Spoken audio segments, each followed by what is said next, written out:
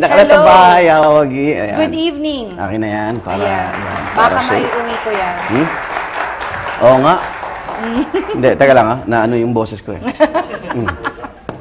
Naku, akalain nyo, naka-duet. Nag-iisang ace of songbird, Virgin Velasquez Alcacid. Woo! Okay. Oy, syempre, ito paalala. Nagdidirimong pa rin kami ng aming 6th anniversary special dito sa Tunay David Labia. Congratulations. Thank you. And happy anniversary Salamat. to everyone and most especially to you. 6 years. 6 years. Wow, ganda. Salamat. Congratulations. Salamat sa inyo na nandyan at willing mag-guest dito. It's a month-long celebration at syempre napaunlakan mo kami.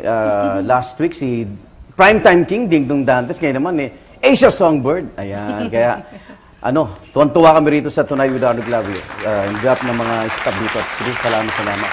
Okay, at ikaw ang laki ng billboard mo, nakita ko. Nakita ko na Pagbabalik sa teleserye. Oo nga. Poor Señorita. Poor Señorita. Siya si Rita, pa-end na raw ang life niya.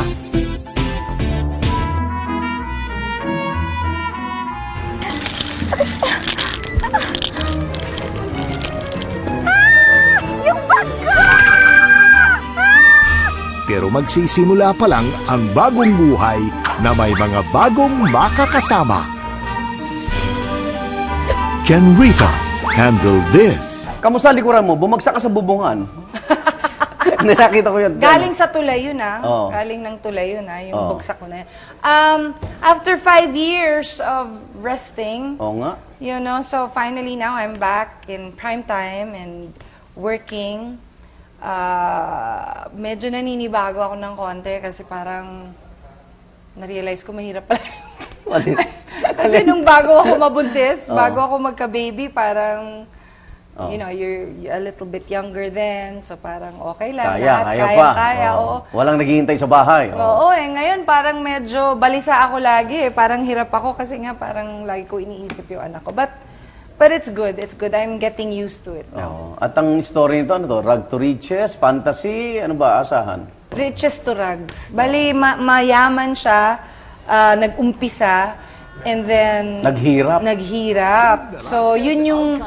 Kasi di ba mas madali yung... Mahirap, tapos masenso, ayan. Asenso ka kasi parang very victorious ang dating, hindi ba? Ito, parang nawala lahat sa kanya yung mga ari-arian niya. So, yun yung adventure niya actually. Yung Paano siya mag-a-adjust? And ano yung lesson dun sa mga pinagdaanan niya, ano yung mas importante, is it really important to have all that money? Can somebody be happy with all that money? Okay, material na bagay. Abangan namin paano nawala yung yaman, di ba? Kahit pa paano, anong nangyari at nawala yung yaman mo doon. Paano nangyari, di ba? Pero balita namin ito rom-com, no? Romantic comedy. Well, this is more of comedy talaga. As in, comedy siya talagang straight out comedy na which I've never really done. Ang ginagawa ko usually talaga is rom-com tapos a little bit of drama. But this one is talagang the way I would describe the comedy, medyo may pagka-slapstick Okay. But since babae, hindi masyadong halata. So medyo old school, pero I think it's nice to once in a while see this kind of comedy. May love interest ka ba rito? May love team? Si Mikael Daes? Oo. Naku, Hindi Diyos. masyadong bata Oo naman. Parang magka-age lang kami. Tirador ng kaning lamig yun Ikot ng ikot yun sa aming Midnight Express At bukod kay Mikael, sino pang mga bigating kasama mo dyan? The Queen of Soul, si Jaya, Wow. of course, will be with the show. Si Snooki Serna, second time I'll be working with her and haven't worked with her in a while.